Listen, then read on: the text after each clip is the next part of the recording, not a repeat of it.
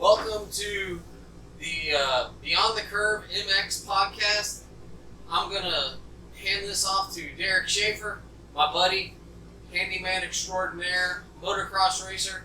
I'm Trey Heath, part of Michelle and Trey Real Estate, and tonight we're going to talk about Daytona, Indy, GNCC, and anything else, amateur motocross, and we're going to cover all of it. Derek, how's it going? It's going well tonight, buddy.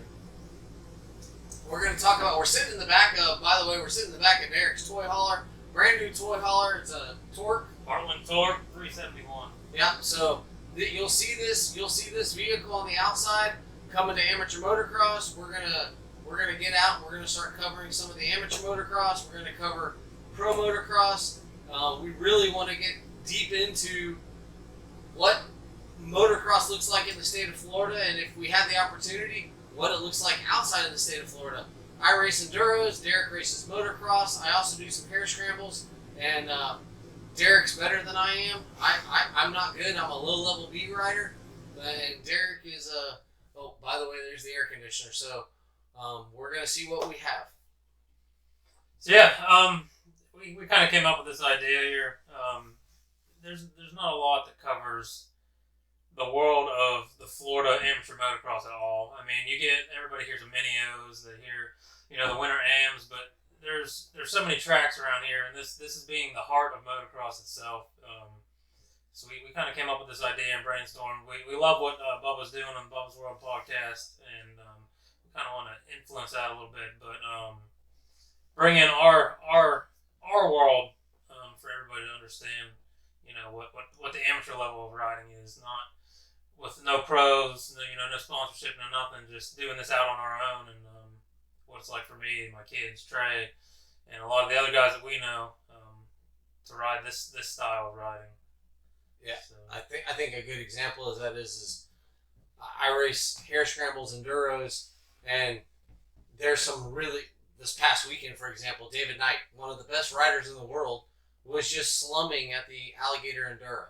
Yeah. Well, I can't compete against David Knight. I mean, David Knight was one of the best riders in the world.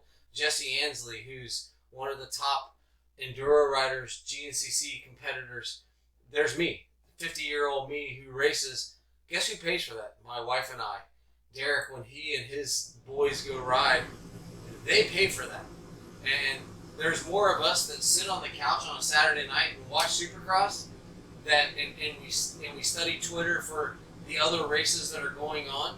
And that's what we're going to dive into is how does that work? And what we want to do is we want to get to Spider, Dade City, Moto Bros, Tampa, Pax Track. We want to get there, and we want to see what these parents and these kids are doing that are chasing that dream.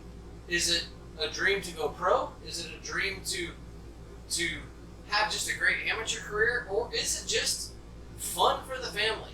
Like right now, I will tell you, for me, when I go racing, I take my buddy Jason Crowley. He's kind of my riding coach and my racing buddy. He and my wife, we load up, and it's the three of us, and we go race these races. We're paying for that. And I think it's important to know that that's a family environment, and Derek, with the investment that he's made in getting this toy hauler, that's an investment that he's made for his family.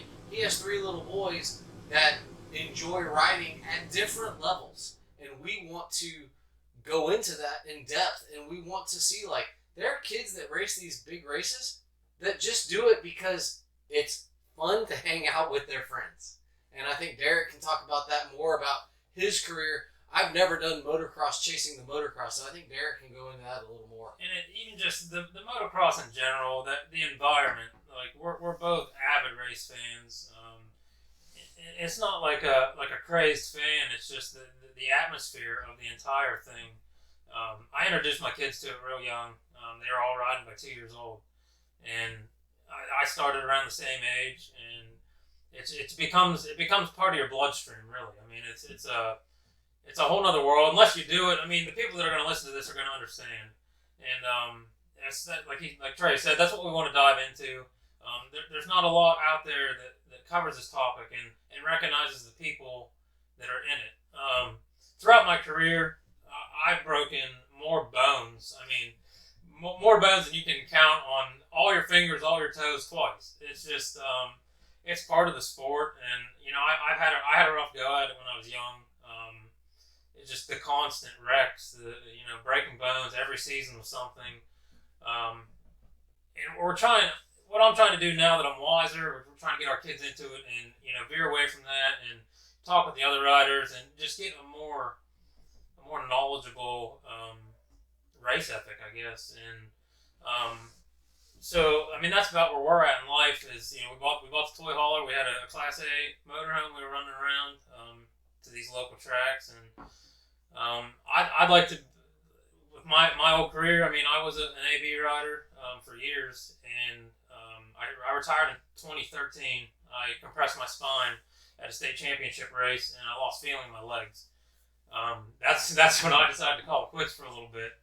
But now that we got kids, it's time for them to take the reins, and I'm slowly getting back into it. But Trey here is trying to push me towards the not racing side of it, and that's where I think this is going to come into play too, because I'd like to really review all these tracks for you guys.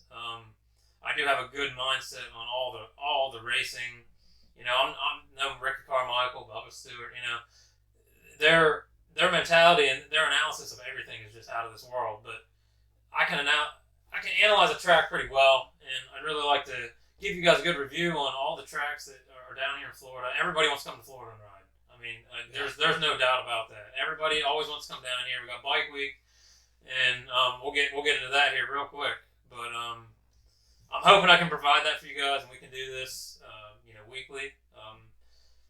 Maybe next week we'll get into talking about Dade City. Everybody knows Dade City. We just had Day in the Dirt up there, and didn't Bubba reference that when RJ was leading the heat race at Daytona? I mean, sure did. You know, and that's these tracks. These tracks down here are literally like, you get sand, you get dirt. It's like a mixture of every state in the United States. I mean, you look at Dade City, it's pure sand, and then we'll go up to Spider MX, and that's like northern dirt up there. I mean, it's wild. So down here, and I'd really like to just let everybody know what they're in for. I mean, even the Florida riders here that haven't, there's a lot of people moving here. What, 3,000 across the border a month or something like that?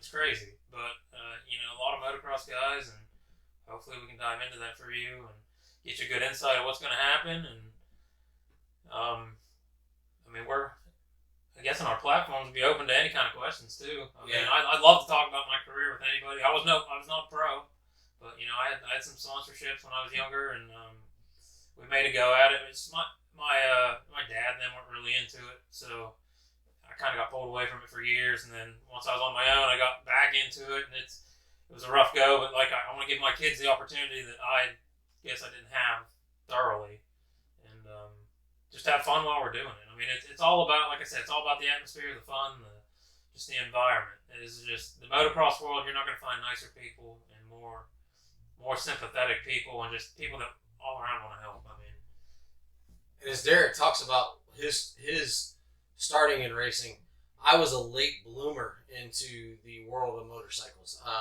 My dad raced cars when I was little, so I grew up on the road. I understand racetracks, I understand racing, and then I got into BMX, and that's where I kind of shined. I was a BMX racer, national level. I made some dumb decisions, which then my father, you know, because being a good dad, put the hammers down, and that led to me leaving BMX, and then not long after that becoming a top tennis player. I know that doesn't even go with motorcycles, but tennis is the reason I'm here today. I was a top level tennis player, got to travel all over the country, got to go to Europe, play semi-pro, got hurt, got into the real world, got married, fell in love, and my wife had only seen me do sports. And we got married, and I wasn't doing anything, and she's like, you have to do something. Well, I wanted to race cars, but racing cars is kind of expensive. So I said, well, my nephew races dirt bikes for Amateur Suzuki. Why don't I buy a dirt bike? So at 31 years old, I bought my first YZ 125. And I went to Dade City and did the motocross school, raced a couple races, bent a set of handlebars bigger than poop one night, and one of my buddies was like, you ever heard of this thing called hair scrambles? And he's like, your time value of money. Well, at that point I was really economically sensible, so I was like, all right, I'll start doing hair scrambles. And for the next 10 years, we traveled around doing FTR hair scrambles, GNCC. We did some SECA hair scrambles, Sorks. And then I kind of got out of it because my daughter, I'm a girl dad, my daughter got into equestrian. So my daughter got into horseback, and she does 3-day eventing. So for any of you that know that, it's actually more dangerous than than motorcycle racing. So I took about a 7-year break from motorcycles and got back into it in the past couple years. This last couple years, I've been back into it and started doing hair scrambles again. Became somewhat of an empty nester, and I'm not great. I came into this too late to not understand the fear. Like, I'm scared of the fear of crashing my motorcycle. So I don't have this understanding of just go and the bike will do its thing. I hold on to the bike. So I am a true amateur novice, but I just happen to, according to AMA, be a B rider. I'm not a B rider, but according to AMA, because of my points, I am a B rider. But I will tell you straight up, when we start talking about my races, you can also find my races. I GoPro every single one of them.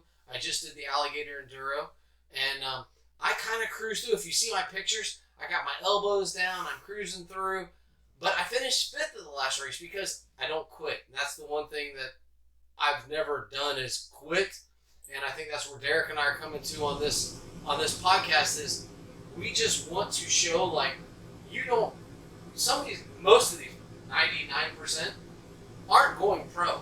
But there's so many lessons you can learn from being in motorcycles. Like my daughter in horses, there's so many lessons that she's learned. Now, she is what I would term professional at this point, but there's a big difference with being professional, A-Ray, versus Chase Exton. Yeah. My daughter right now is A-Ray.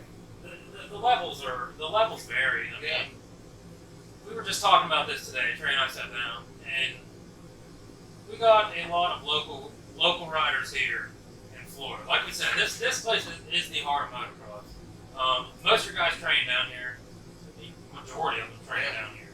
Now, we got our local teams, the HBI, the Future MX. I mean, they're now a collaborate, but those local guys are winning these local races. I mean, there's nobody better than them around here. What was it, Aiden Shive won? Yeah, Aiden Shive just won the Ironman there at Day in the Dirt, and that was awesome to see. Pooh Sipes. Yeah. I can't remember who the other winner was now that we're sitting down talking about all this, but I didn't get the chance to go this weekend, unfortunately.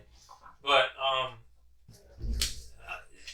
it drives me crazy when people sit down and they'll, these guys suck, but those guys don't suck. Those guys they're pro for a reason. Yeah, they're so good. And the letdown on that drives me nuts. Like, these guys and they're all awesome kids to talk to. I mean, of course, you get some that can be a little difficult, but most of these guys are just great guys, and locally they're legends, And that's the kind of thing that we really like to cover. And like Trey said, most of these people that we want to talk to aren't going to go pro. Yeah. I mean, realistically, I know through the career that I've had, even just the riding, just anything in general, you're talking, and if you talk to a lot of these big race team owners, it's a good $100,000 a year just into racing to become anything. Just think about the stuff that we do amateur-wise. Yeah, just the investment that we make Michelle and Trey Real Estate pays for my racing, which is my wife and I. Yeah. And we've been to, so far this year, we've been to Alabama, South Carolina twice, North Georgia once, and we've been to North Florida. And those are all 2-night hotel stays, gas, all those. And that's just for what I do as an amateur enduro rider. Yeah. These motocross races, especially the big nationals, they're a week-long event. Yeah, and this toy hauler, I mean, most of you guys will probably look them up. I mean, you know what they cost. Yeah. And to take your wife, you know, like my wife, my kids, I got 3 kids, 2 dogs, you know, for us to pick up and leave just for the weekend to go race, it's a very expensive sport. And this is where there's a lot of good riders out there that can't make it just because, you know, financials. And we got there's a lot of good programs down here that, you know, the HBI team and the future MX team, what they're doing for those guys is unbelievable. And we're hoping to sit down and talk to them someday too, because they got an awesome program going for the Cole Bradford and Aiden Schott. That's they're 2 East Coast riders right now, and you know they're out there killing it for being local boys here.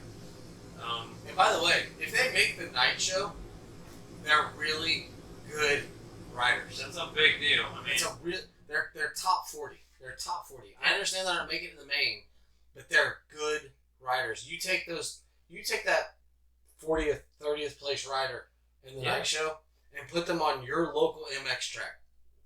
And everybody's gonna be sitting there watching them. Yeah, they're winning. They're winning. They're really good. I think what we get almost bastardized by is these guys that are at the top. They're really that's the creme de la creme. That level of racing is a legendary. I mean, like Eli Tomac, Jet Lawrence. I mean, nobody can move a bike like that kid. Yeah. All the years I've followed Supercross my entire life, and the way that kid rides is just unbelievable. And I've had the opportunity to meet him.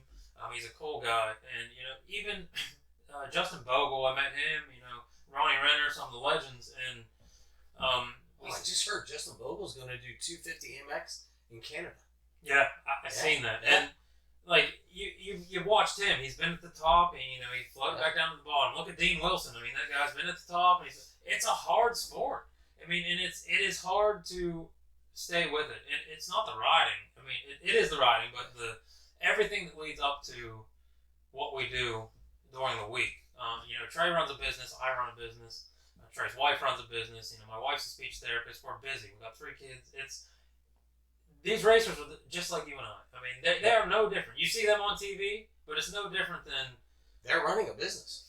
Exactly. I mean, so we're all in the same boat, but those guys that are riding at that level are just there's nothing you can say that can compare the riding to them. And quite honestly, if you want that analysis, I think both of us can agree, we're never going to poo-poo other podcasts. No. We're going to praise. If you want the analysis, I will tell you, go to Bubba's World and listen to him talk about what's happening with Chase Sexton's bike. If you want to hear Ricky Carmichael and RV talk about the racing, both of them amazing. These guys are champions. They're second and fourth in the most winningest riders for a reason. Yeah. I mean, if you want to hear analysis, riders talking about what's happening, go to Pulp. Listen to all of them, because we're not there. We're not going to be there, but we're also not going to be some of these podcasts that are. We're not doing like the tinfoil hats. We're not doing conspiracy theories. We don't know this stuff. We literally only know what we listen to, what we read, and what we see on TV. So we're not in the trenches. What's going to happen for us is Derek and I are going to be able to. I can tell you what happened at the Alligator Enduro. I can tell you what happened at the General GNCC in Georgia. Derek's going to be able to tell you what happens this weekend at Dade City, because those are the things we're going to cover. We're fans. We are fans. We watch the races on Saturday night. My wife and I play Pulp Fantasy. My wife last year missed a national number by, I think, 22 spots. She was like 122nd in the country in Pulp Fantasy. I was further back. This year she's still beating me. Haven't figured that out yet, but we're fans. We're fans, but we're also racers in our own right. Mm-hmm. Both of us have aspirations of being in the management side of racing. This weekend, I'm taking a step away from motorcycles. I'm going to IMSA, which is car racing, because Sebring is this weekend, and one of my former tennis players is the manager of the second tier series that IMSA runs. But this weekend there's that second tier series, there's the IMSA main series, 12 hours of Sebring, and there's also the World Endurance Challenge, which is they put these cars, $1 million cars, in crate haulers, and they've shipped them to Sebring, and they're racing a race on Friday. That's where I'm going this weekend because I am a racing fan. I'm a racing fan. I want to talk about racing. I love motorcycles, but I'm a racing fan, and I'm also, I think Derek and I talked about this, I'm a business, logistics, racing fan. I love my daughter, Derek will like this. Last week, my daughter called me twice. Hey, Dad, I'm on I-75. I passed 2 Supercross. Where are they going? I passed 2 IndyCar haulers. I passed a Ferrari hauler. Yes, my daughter knows these because she grew up in this environment. And I had to research, found out the 2 Supercross haulers were going to Seattle because Indy and Detroit are both indoor races. Yeah. And so that hauler, those 2 haulers, one was the will call and one was something else I can't remember. They didn't need them in Indy or Detroit, so they were heading to Seattle. Yeah. And it was like, oh, that makes sense. But that's the kind of stuff that we're interested in. Yes, we want to talk to the racers. We want to talk to the parents. We want to talk to the parents about how are they affording to do this? What business are they in? And we may learn business things that we're interested in. We both run businesses, so that's what we're interested in. And guess what? We are going to talk about Indy this past weekend because that was nuts. We're going to talk about Daytona Experience. Yeah, we're going to talk about Derek going to Daytona. We're going to talk about me going to the Alligator, and we're going to talk about me going to the General. And my nephew may join us sometimes because he is racing now. He's a quad racer. Let's not judge. We all race off-road. And I will tell you, in the GNCC, those quad guys, they're freaking amazing. Yeah, amazing stuff. So, yes, it's a different form of racing. It's still off-road. And I may have my nephew come in and join us sometimes. And if we can get a local guy to come join us, we're going to talk. I may have my buddy that races and as often as we can. And I have a whole different respect for these guys. And it's vice versa because they have a whole different respect for Trey's watch me ride. You did it. I did it. You know, Trey watched me ride. And, you know, how he sees me and how I see him. I mean, we have a mutual respect for each other for our line of racing. His racing's not for me, and my racing's not for him. I mean, he can't do what I can do on a bike, and quite honestly, I can't keep up with him on a bike for lap after lap. 14 miles at a time. Yeah. Last year I ran an FTR race. Trey's like, come out and ride one, and over in Bartow, and it was 14 mile lap. 2-hour race. I made it 1 lap. And I'm out of shape. I'm old, and that's what grew my respect for these guys and their line of racing. So when he's talking about his nephew coming in and talking about how he's an active FTR racer and GNCC racer, the hair scrambles, all that stuff, the boys fit, and it takes a whole different kind of person to ride that. Where motocross, I just raced Daytona City a few weeks ago. I ended up with some broken ribs. I busted my bike all off. I thought I broke my femur. But I had a rough night that night, and I ran practice the 2 days before. They have a Thursday practice every night, and or every week, and I ran that practice, and I felt great on that track. But Trey couldn't go out and ride like that in Daytona City. I mean, when he's physically fit to ride when he rides. It's just they go together hand in hand, and it just shows that how different our racing is, but how passionate we are about it. Just FYI, the Alligator Enduro was 69 race miles, 75 total miles, and it was over 5 hours on the bike.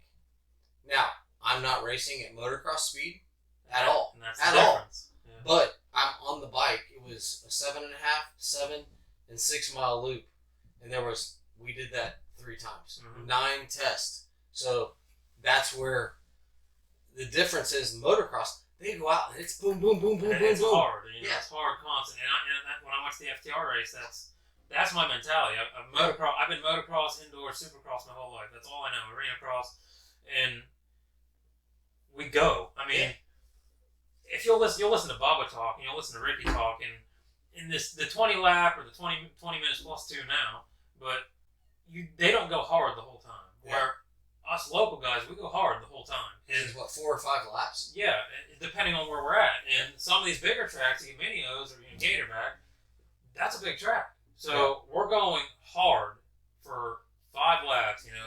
That is a 10, 15 minutes straight. Where the FTR races, it's a slower pace. But when I ride FTR, I want to go hard. That's all I know. So I did really well until I went down and then quit. I mean, I didn't quit, but I knew my body couldn't take it anymore. So I had to stop. And that's where you'll find on this, on Beyond the Curve, you're going to understand that we respect each discipline. Like, I would love to get a flat track guy. Yeah. Those guys are freaking, I don't know about you, I'm not going on a mile track at 130 miles per hour and slinging it into a corner. I'm not doing that. No. And those guys do it, and they're like, yeah, it's no big deal. Like, you tuck in. No, I'm not tucking. I'm not tucking. They're on basically what we ride, but with like a groove tire, and they're no, I'm not doing that. And riding at our pace on slicks. Yeah, I mean, and no. So we respect each skill level, and I think that's where I grew up from the race car stuff. Is I appreciate those guys. Like there were guys that raced Corvettes, and there were guys that raced MGBs. They were all racing, and every time they went on the Daytona International Speedway, they could die. Yeah. And I kind of learned that respect for me at a young age. So when I came to motorcycles, I went to the off-road side, the enduro hair scramble side, but I respect what my motocross brethren do, and I respect what my nephew does. He's now riding. He's 135 pounds. He's riding 1,000-pound, 1,000cc 4x4. Yeah. And I know, I'm almost 200 pounds, and that thing beats the crap out of me. And there's no movement. I mean, when you no. roll it, it's on you. It's there's on no you. Kicking it out of the way. Yeah, there's no getting out of the way of it. No. He's finished so far at second, and he was up by 32 seconds on the last lap when he broke the last race. He should have won that race and finished 7th because he was the first person to get the 4th lap. So, and I think, dude, he's 135 pounds, and he is beast handling this thing. Like, and no wonder he's tired at the end, because we appreciate what each other do. Like trials ride. I think the trials rider guys. Yeah, I watched that on YouTube, and I'm like, these guys are nuts. Yeah. Nuts. So on the motorcycle side, it's kind of like business. There are multiple businesses that you can be involved in. As a business owner, you appreciate each business. Mm-hmm. We're in different businesses, but we appreciate what each other does. Yeah. So that's the long story long is Derek and I are both motorcycle racers. He does motocross. His kids do motocross. I do off-road. All of my friends do off-road. Yeah. So I'm pretty much our local motocross guy. He's the local motocross guy, and we're going to discuss all of it. Yep. That's what we're going to do. Is I'm pretty much a full enduro schedule now, so on my off time, I'm going to go to enduros and hair scrambles, and on Derek's off time, he's going to go to the local motocross. And if we have that free time together, we're going to go to the big races. If there's because I think there's Gold Cup, there's I4MX, there's the Florida Motocross Series. Yeah.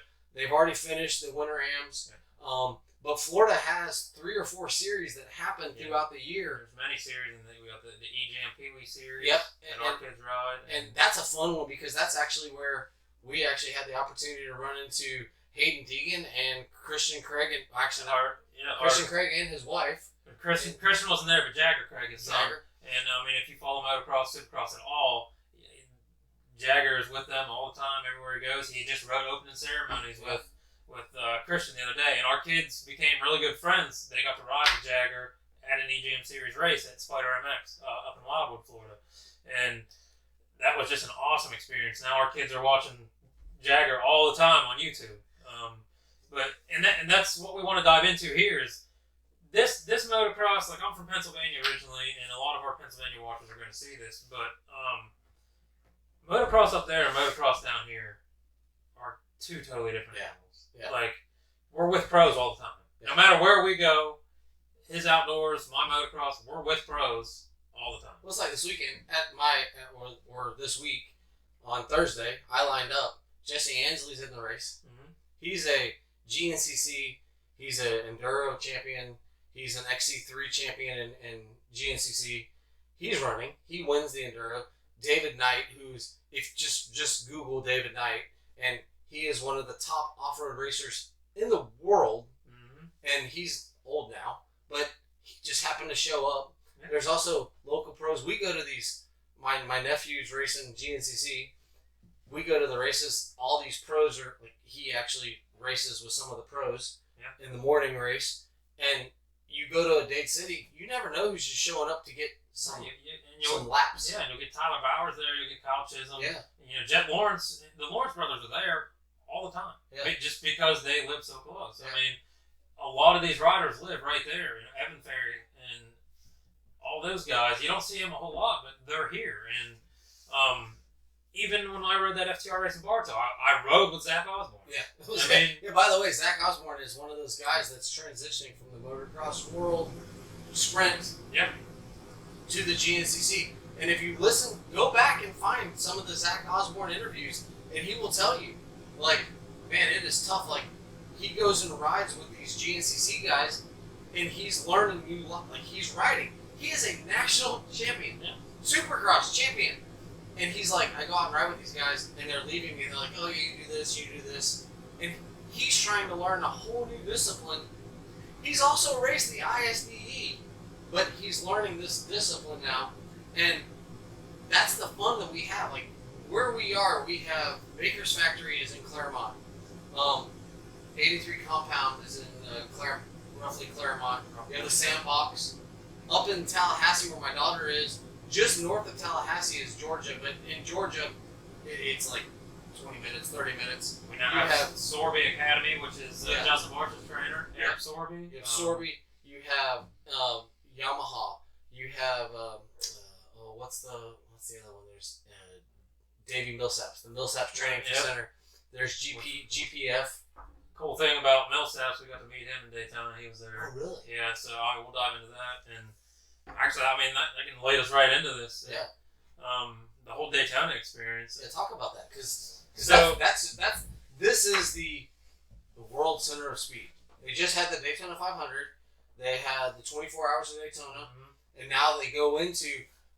And for those that don't know, the Supercross used to happen at the end of Bike Week. Yeah, now it opens up. It opens up Bike Week because the Daytona 200, which is the road race, was the Bike Week. Yeah. But road racing side has kind of shrunk down to where now Supercross is taking the lead. And Supercross, as soon as the 24 Hours of Daytona is over, they start working on that track. And then the Supercross, and then you get into the Daytona 200 and flat track also in the same time. So Supercross is now leading the dirt bike world and the motorcycle world in Daytona. Yeah, plus we got the RCSX. Yep. Sunday, Monday, and the vintage on Tuesday after that. And the ATV. Yeah. And I always forget about that. Yeah. I mean, I'm not a quad guy. No, so the Bike Week. Yeah. Bike Week is awesome. You have the Supercross on Saturday.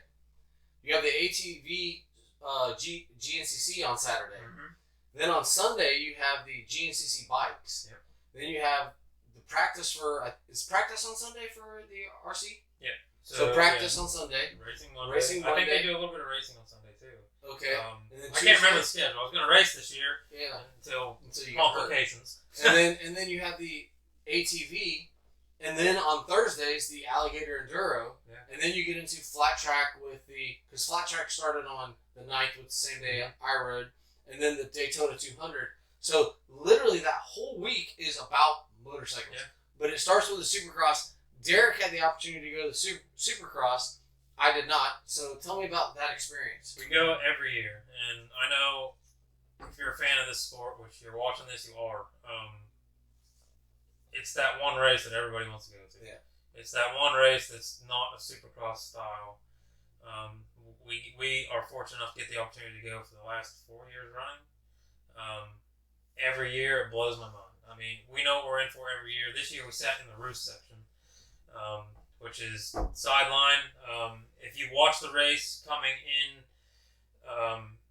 off to the side of the finish line, there was the section that they went under the tunnel jump, and then we had the double lane was right in front of us. Okay. So that's where we sat, and just the day overall there is just amazing. I mean, there's nothing that can compare to Daytona Supercross. So, unlike a lot of the other Supercross races that if you've ever been to one, you get the fan fest where everybody's under the tents and stuff, but at Daytona you walk the NASCAR garages. You're in the pits with these guys. You're watching them work on the bikes. You're watching them come out. You're watching them go.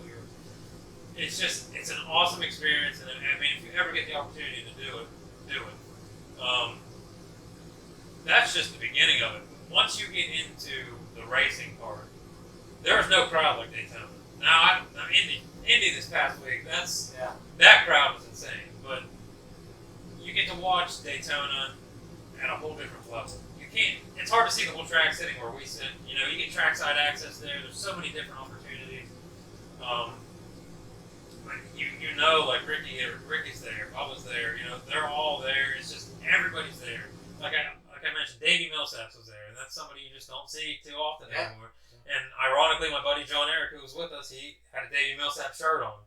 And Davey's like, "There's my shirt." I mean, it was an awesome experience. He got to get an autograph. We got a picture with him. And but it's like I said, as far as the racing part, it's just so exciting. And the experience is just out of this world. And my favorite part every year is breaking down the gates. And then you just storm the track. I mean, you get to watch that on TV. But to actually be there and do that is just an opportunity that everybody should get to experience in this sport. And I think people don't realize is, I went to Tampa. My wife and I, we go to Tampa. We have seats that we love. I'm not a people person. I am a people person. It's going to sound weird. I am a people person. But when I go to events, I don't want to be around people. So we have club seats that we sit in. Every year, Supercross has come to Tampa. We sit in those seats. The reason we haven't gone to Daytona is because usually we have something going on, and you guys are usually busy. Yeah, we're usually busy that weekend. There's something going on, and so we went to Tampa. But at Tampa, I've done the track walk. I've done all that. Which, by the way, for all you Pennsylvania people, I think Supercross is in New Jersey this year. Or is it East Rutherford. East Rutherford. Go. Pay the extra money and do track walk. We all see it and we're like, oh wow, I don't understand. Go walk the jumps. Yeah, and if you get the experience to do FCA, the motocross, FCA motocross, look them up on Facebook if you don't know what they are. They're an awesome church group. They provide you access to watch the track walk with the pros, and you don't realize how big those things are. Like, you don't realize how steep they are. Like, I took my dad to. Side note: I took my dad back when MXGP and motocross went to WWE Ranch. Mm-hmm. My dad, who raced cars, like, has been on Daytona International Speedway, Talladega Speedway. He's like, my God, I cannot believe how steep these jumps are. And I'm like, Dad, you did 175 miles per hour down like the backstretch of Daytona, and he's like, but it's flat. This is nuts. So we had the chance. I took him to track walk at Daytona one year, to Tampa one year. So the point is like, I go to Tampa. Derek's been to Daytona. At Tampa, you don't have the opportunity after the race is over to tackle the track. At Daytona, for the past 4 years, it's kind of been like almost like a Formula One. You're going onto the track after it's over. We're blowing the gates. We're going through, and you're seeing what these guys are riding in. I have not rode Daytona myself, but I've experienced these tracks, and for somebody that hasn't, you get to see these routes. You get to see how fast these guys are going and what they're doing. And you're like, holy shit, excuse my French, but holy shit, like, they're going that fast through that? Then there's no way. I can barely walk in it. And to put it into perspective, when we blow through the track, the gates like that, there's Daytona International Speedway workers, the crew, are guarding the finish line jumps, the steep jumps. They will not let you anywhere near them. These things are so steep, they won't let you even stand on them because of the dangers. I mean, these tracks are no joke. And even some of these local tracks, like Spider MX, there's some gnarly jumps on them tracks. That step up going into the woods is a big jump. And I will gladly, as a technical rider, get into that with you guys, and that's probably going to be in maybe even our next podcast, to break down some of these local tracks that I have rode and that I've got to experience. Because I've taken, we took our buddy Skylar Martin with us when we went to Spider MX, and he was just a nervous wreck because you can watch these guys ride, then you get out there and you see just how far up you have to go or how steep this thing is, and it blows your mind. Like, if you're not a motocross rider and you're not prepared to see that, breaking that down for somebody like you guys is just something that I'm passionate about because I do love the tracks. I love a technical track. I love how they're built. I love watching the dirt works crew work it in Daytona. That's the all most, of them. But that's the most fun. And I don't know what podcast. Pulp MX had it on a couple weeks ago. They had the co-owner of Dirtworks on. Yeah. And they were talking. There's only a 6-man crew that they travel with. Yeah. And those guys sitting in Tampa, Michelle and I always went for qualifying because we love going early and watching the qualifying. Which, if you get a chance to go to Pro Motocross or Supercross, don't just go to the Fan Fest. Like, unless you just want that autograph, go sit in the stands and watch the A, B, and C qualifying. But then watch these guys. They're masters of creating the track back. There's 6 guys. They travel.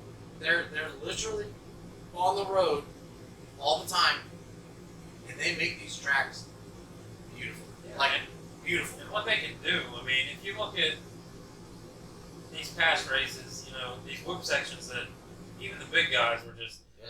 I watch press day live, race day live every week, and if I can, if we're racing, that's a different story. But I try to have it on here in the toy hall or whatever we got to do to at least watch the qualifying.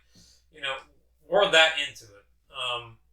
But to watch what these guys can do, like if you see these big riders going down to the whoops and they can totally regrade that whole track in no time to make it rideable, and what they can do in a week's time is just unbelievable. But Tell me a little more about Daytona, because I know we just had Indy, but I think Daytona is such, according to Ricky Carmichael, it's when the championship starts, but it's also such a different race because we have stadium, and then we have this track. Now this year, something new's happening because we're actually going to Atlanta Speedway again. We get another Speedway so we track. get another Speedway track, but then we go to the SMX where we're having Chicagoland. We're having the Charlotte drag strip at 4 wide, and then we're going to the all the Rose Bowl. Is it not Rose Bowl? What's the Coliseum? Yeah, Coliseum. Sorry, Coliseum. So two of the SMX rounds are going to be in these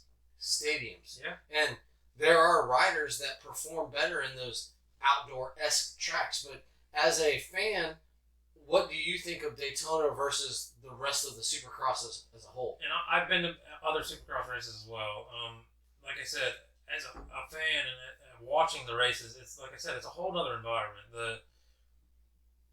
As we talked in the beginning, the racing environment in general, the motocross environment in general, is just out of this world. And there's no better people. But when you're at Daytona, everybody's happy.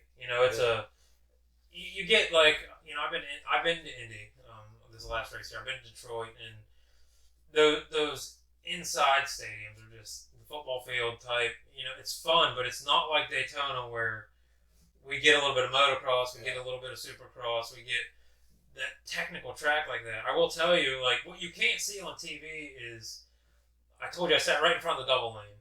That double lane is straight up and down. That turn was straight. I mean, it's a wall. Those guys are coming in, they're slamming a wall. So the kind of stuff that you get to see in Daytona versus the other tracks, it's just how they stretch it out, and they give you more, the sand sections. And I always love, one of my favorite parts of Daytona, watching it on TV, but being there as well, is the camera on the back of the side-by-side as they go down the straight stretch, the finish line stretch. How fast is that guy going?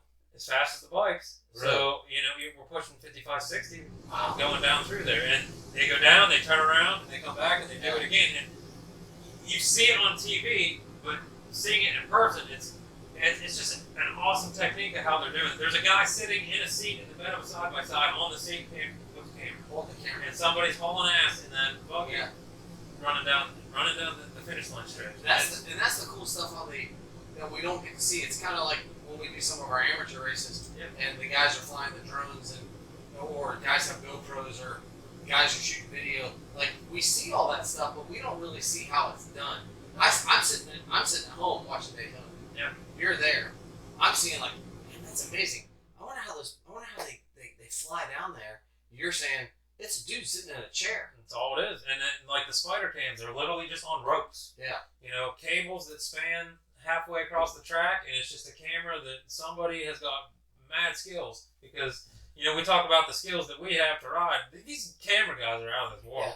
Yeah. Like, you can watch that camera come down and it follows a bike the whole time, and they're going just as fast down a cable, and it's mind blowing to see that kind of stuff and to get to experience all that. And like I told you, while we were there, we got to. I'm from Pennsylvania, like I said, and we got to meet up with a local guy up there. He drives truck for Moto T's, and we got to sit down in his Moto T hauler and just talk to him. And for those that might not know, Moto T's is part of the Racer X Productions. For the grand scheme of things, there's Feld, and there's Racer X Productions. Racer X Productions runs the motocross series, and Feld and Racer X Productions have come together. Moto T's is one of the brands that, when I was at GNCC this weekend, they had 2 trailers. Yeah. They had a GNCC trailer for general stuff, and then they had another trailer that was just for that race, like the t-shirts for that race. So, but they have those at amateur nationals. They have those at Supercross. They have them at motocross. So those trailers, those guys aren't resting. No, and that's another aspect that we got to dig into while we were there. Like I said, we're not crazed fans. We love the racing business. We're fans through and through. I mean, obviously, to sit here and watch Race Day Live and to watch all these races and follow them with a passion and go to them, but to see what goes into these races, especially Daytona, because Daytona is a massive track. It's a massive organization that they build in a week, and to get to be we park infield when we go there, and to see the amount of toy haulers, RVs, motorhomes, just little campers, tents that these people bring in, and it's packed. Daytona International Speedway is huge. There's 4 lakes in there, and this place is packed to the nuts with full-blown fans, amateur riders, and it's just, that's the stuff you don't see on TV. You don't get to experience all that through a screen, and that's what I'm saying. You get the chance to go, but like I said, with the Moto T's hauler, we got to sit down and listen to that business, and he told us they have 6 haulers that goes. I believe they have 6 haulers total that go around, and he gets to meet up. He'll meet up with a lot of the other like the factory drivers, and they'll go to races together, and they'll camp out for the night together, and but we get to hear the life of that part of the business versus the racing part or the fan part, or and it's the time and money that goes into this stuff, and it's mind blowing. And Daytona, like I said, Daytona's like the heart of all of this. The only year, like the hardest year for Daytona was the COVID year. That you didn't get the experience that you would get any other time. But and I'm sure there's people that still tell horror stories about it. But the true Daytona experience is something that has to be experienced, with your own eyes, because it's out of this world, and I hope everybody gets the chance to do it, because it's awesome. I'm gonna check on our camera, but I want you, while I'm checking on the camera, and I may run to the restroom, I want you to tell us, because we all watched the race at Daytona, because I want to get into Indy and I want to get into Alligator and finish up. Yep.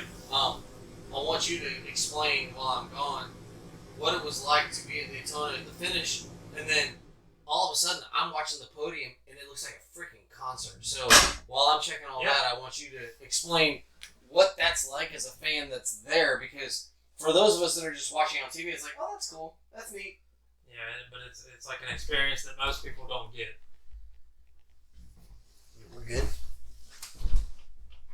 Talk about that. Get you through there. So when it comes to the Daytona finish, we all got to watch Webb and Tomac fight that whole time. I don't want to say fight; it's more like just a pure battle, and we get a lot of racing like that, but we don't get it like that, like Daytona. The Webb and Tomac battle, that whole race was just heart-wrenching. I mean, everybody's gripping the seats, everybody's screaming. It's all these other races, and we'll definitely get into that with Indy here, but the experience of a race like that or the battles is just awesome. It's always fun to experience something like that, and to get in it when Tomac went across that finish line after he made the pass on Webb on that straight stretch there, coming into the turn where we were at under the bridge there. We got to watch that pass and then just the battle the whole time. But after that win, I mean, Eli Tomac is a monster. He's an absolute monster at Daytona. Everybody knows that. And when you get to experience that win with Eli Tomac alone, the feeling of rushing through those gates, rushing through those gates that are, the track barriers. I hope everybody gets to experience that at some point in time because, like Trey was saying, it looked like a concert. And you see that on TV, but you don't understand how loud it actually is. And I know I watched back, I seen some of the highlights, and Eli Tomac was doing a dance up there. That boy was generally excited. I mean, how can't you be excited about a win like that? I mean, and about an atmosphere where people are literally gung-ho for you, and you got an entire crowd blowing through the gates. And like I said, I hope everybody gets to experience that at some point in their life. We got Trey back here, so I think jump into Indy here. Yeah. Because like I was telling them, I heard you talking about Eli dancing. I'm like, that dude has no rhythm. No, he doesn't. But like I said about the dancing, I was saying because of the crowd, you don't understand how loud that crowd is that swarmed the podium. And I was in that crowd. I mean, I got videos, and maybe I'll get the chance to put them up. But you swarm that, and it's so loud. And he was dancing because just how exciting it's just something. If you follow Supercross, which if you're watching this, you probably do. You watch the podium. There's no one there. There's the team owner maybe, and there's some media, and wives and family, and mechanic. But at Daytona, it was like Lollapalooza. Like it was freaking. There were people there. Yeah. And it's like going to it's kind of like an outdoor national or MXDN where the crowds just or like I watch Formula One and different things, and they like crash. They crash the race after it's over, and that has kind of become the Daytona thing. And having someone that actually gets to go to the race, because we watched Daytona. I mean, I was at Tampa. I can tell you right now, at Tampa, guess what? There was none of that happening. Everybody leaves at the end. We watched it on the big screen, and people are leaving, and we get kicked out of the stands. Yeah, and the party doesn't end afterwards. It's. Yeah, I mean, like I'm guessing you guys don't have to leave immediately following. No, we go into the infield where all the amateur riders are that are coming up for that week, and you're still there. Yeah, and just the pros are still there with you, and they're right outside the gates, and it's like it's just different. Daytona is different. You get to experience all these other races, but experience Daytona. Just spend the money, experience it. I would be more than willing to answer any questions, help with flights. I mean, I will get anybody here that I can because it is an amazing experience. By the way, there's an airport literally across the street from the Daytona International Speedway. So you can look at the runway. You can fly into Orlando. You can fly into Sanford. You can fly into Daytona, and you're right there. Like it's an easy trip. Yeah. And we all live close by, and we know enough people that if you wanted to come down, we can make that happen. We're gonna jump in. We're gonna fast forward to Indy, and then we're going to finish up with my Alligator Enduro and the GNCC because kind of what happened, it was Daytona, Alligator, GNCC, Indy in that order, but we're going to go Indy first because this weekend was nuts. There was nothing like looking at, I was at the GNCC and I'm looking at times and I'm looking at pictures of the track and I'm like, God, it's like a soup. So the excitement of what Indy was this weekend on the Supercross side, we're going to talk about that. Derek's got a little better analysis. Derek's a little more analysis-based, where I'm more of fan base of, holy shit, these guys are good.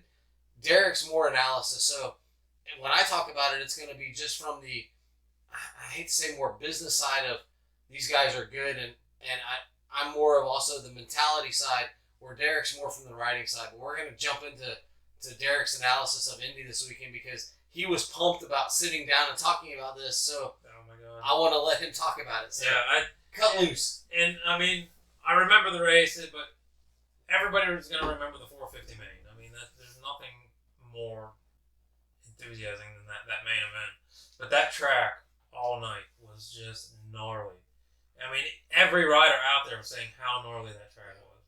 And I watched those whoops break down like nothing I've ever seen. I mean, we've seen a lot of that this year, though. Yeah. Just the whoops are just nasty. But that Indy race was... I'm going to be 100% honest. When I coming into this season, Tomac come out with this, this big lead, doing what Tomac does. And he started dying off. I mean, Tomac wasn't Tomac. But he straight comes out. He comes out and says that if I'm not feeling it, I'm not doing it. So in your perspective, I look at that as like, okay, cool. Like you're managing. I see that as maturity and the bigger picture. And that comes with experience. Yeah. But the more I've been watching Tomac, it seems like he was struggling there for a while. And I'm like, I thought he was done. Like, I thought, I never expected to get, I know this is veering off of Indy, but I never expected to hear that he's kept signing, like he signed. Yeah. Because I thought this was over. I thought, he's going to focus on his kids. He's here for the championship this year. And that's it. He hasn't shut down 24 yet either. No, and I'm mind blown. But back to the actual racing. I mean, the 250 was exciting, but let's just jump into the 450 main because I know we don't got a whole lot of time. So it was ridiculous. I mean, it was absolutely ridiculous. The way that track broke down after the 250 main. I mean, go Hunter Lawrence. I'm a huge Lawrence Brothers fan. And that was an awesome race, but the start right off the start, Tomac was just tore up. I mean, I think he jumped off the gate like 7th, or it was terrible. Terrible start. And I thought this is going to be Chase's night. I don't down any riders, but Chase has his struggles, and he knows that he can't keep the bike on two wheels, and it's just like I said, the maturity. But is he not the prettiest rider you've ever seen? Besides Jet Lawrence. Yeah, like his I think Chris Kiefer says it the best is he is Giselle. But some days I swear to God that kid needs to go into freestyle because the way that bike gets thrown around and he goes off of it is just out of this world. Yeah. How many bikes do you see do a full 180 off of a single? I mean, the way that he even wrecks pretty. I mean, it's just I think they said that about Jet. Like Jet knows how to the fact that Sexton is wrecking, but still. His lowest finish is 5th. Yeah, and that's astonishing because he's wrecking. I hate to say this, I wrecked like 10 times this weekend. Yeah, and he's wrecking and still finishing on the podium. And if you look at his statistics versus Eli Tomac's at the same stage that Chase Sexton is at right now, they're pretty much tied up of where Tomac was at his standpoint. So. I mean, Chase Sexton coming up is going to be the competitor from hell. I mean, this boy is going to be the next Eli Tomac. Sure. Is Jet going to put a wrinkle in that? Jet next year, I've watched Jet. Or has he got to learn? Jet is one of those kids that he just has pure talent. Is he, as some would say, I think Daniel Blair says, is he generational? Or as he says, generational? Is he generational? Is he generational? In my perspective, Jet Lawrence is going to come out there, and these guys have no idea what they're getting into because the way that Jet rides, like I said this earlier, nobody rides a bike like Jet Lawrence does. Hunter Lawrence will sit there and tell you that Jet is better because he learned from Jet his brother. Learned from him. Jet's seen the experience. I mean, he watched the fails, the ups, the downs, the whole thing. But Jet is the way he flows on a bike is out of this world, and he's going to be a serious. I mean, you can mark my words. If I'm wrong, you guys can all give me shit, and that's fine. But Jet Lawrence next year, I think, is going to be a force to be reckoned with. So we're looking at 2024. We're looking at Jet and Sexton. Sexton, obviously, the word is he's not going to be with Honda. He's going to be with KTM. And We don't know that for sure, but that's what the word is. And our podcast is going to get into that, when that time comes and when all the switching happens, because we got Cooper Webb who's up for re-signing. Yeah. We don't think he's going to stick with KTM. He's been having a lot of issues with the bike. Which is crazy. He's having a lot of issues, and now he's having one of the best seasons he's had. And a long. I mean, it's funny. Sexton supposedly he's already signed a letter of intent with KTM, having his best season. Cooper Webb having one of his best seasons, and by the way, Cooper Webb is the points leader by 1 point. Yep. Eli Tomac's leaving, but he's not leaving, or is he leaving? But is Eli going to accept having Cooper Webb as a teammate? Because Dylan Ferrandis, we don't know what he's going to do. Maybe he goes back to MXGP. We don't know. What about Justin Cooper? But we know for a fact that Jet and Cooper and Sexton are all going to be in that class. Yeah. I don't care where they ride. Well, holy shit! Can you imagine? Let's not count out Malcolm either, because Malcolm, yeah. Malcolm at the beginning of this race series, his past few years he's struggled. I mean, the guy struggled. But is he a top 3 guy? I don't know. The guy has had a big weight on his shoulders coming under Bubba. I mean, there's no way you can deny that. Yeah. Is he free of that? He has. I think he's now earned his own name in the Supercross world, because this year I didn't have faith in him coming up and doing what he was doing there in the first few races. And it was a shame that he did get that knee injury in practice, because I think that he could have been a competitor this year. I really do. At least, maybe not a top 3 guy, but a consistent enough guy to be up in the point standings. And I think next year that's gonna this injury could hurt him because of that. I mean, it could hold him back, but I see from what I follow with him, I think it's going to drive him harder. And next year, he's catching some big fish. He sure is. According to his Instagram page, that boy's a bass fisherman. He's catching some big fish. So with his crew. I definitely don't think we can count him out for next year. So what do you think about Kristian Craig? Because he was a guy as a warrior, kind of a guy kind of behind the 8 ball, and he perseveres and creates this championship, and then he gets this ride. Do we see him? Everything I've listened to, it sounds like they found what he was missing. Do you think he's one of those guys? Kristian Craig's going to get there. Kristian Craig, right now, I think he just needs confidence. Right now, I think he's lacking severe confidence. I'm not a pro guy at all. I mean, but this game is 90% mental. And the 450 class is no joke. No, you're playing with the best of the best. Kristian Craig is a down-to-earth guy. He's a great guy. He reminds me of another Trey Canard. Trey Canard will and always be one of my all-time favorite riders. They're down-to-earth guys. They're family guys. They love their wives. They're in it because they love it. Kristian Craig's going to get there.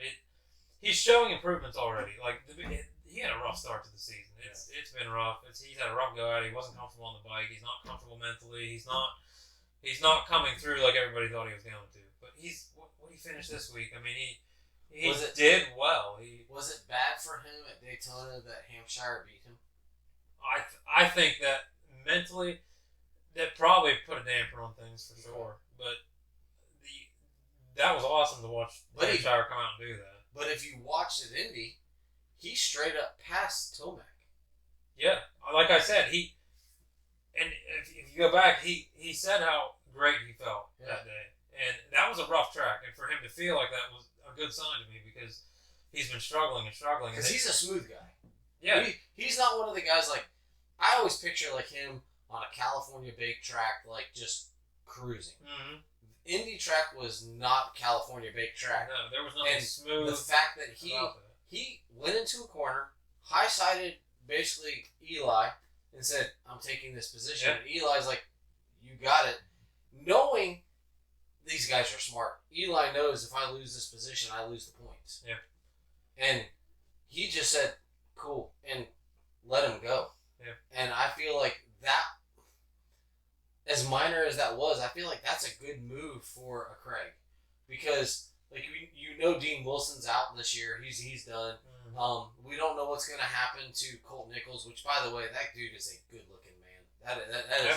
That is a good looking, and he's also a good, clean racer. Like I feel like I wish that he could stay. I actually feel like next year he would be a great complement to a Jet, because knowing that Chase is going to leave, I feel like he'd be a good complement.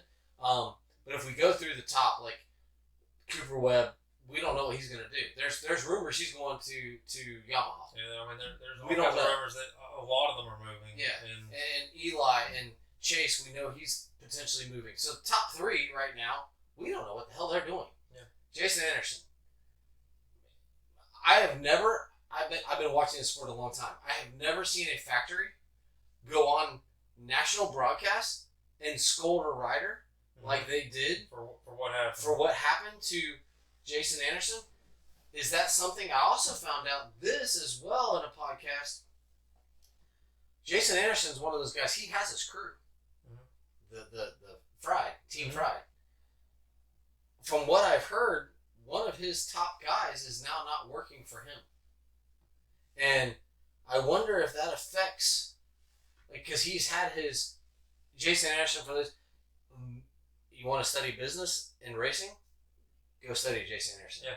That guy's never gonna have to work a day in his life. He's made real estate investments. He's done really well for himself.